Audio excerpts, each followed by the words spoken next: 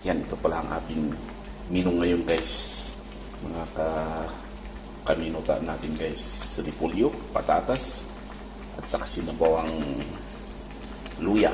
Yan. Kasi bagay sa malamig, ihigop tayo ng sabaw. Sabaw lang sa kalam guys. Yan. Yan guys. Shout out sa inyong lahat guys. Yan ang ating sabaw na repolyo. Tingnan nyo naman, binalsig yan guys. Maririnig mo talaga yung kolonya guys. O, tingnan nyo. No?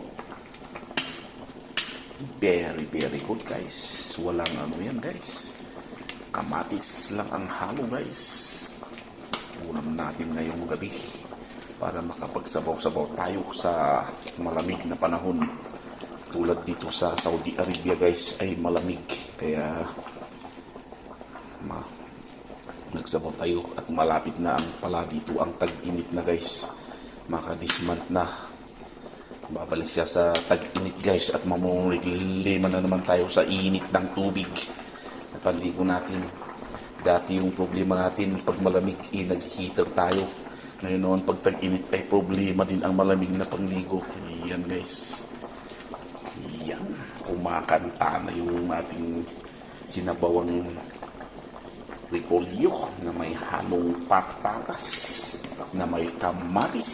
Yan guys, original from the banga.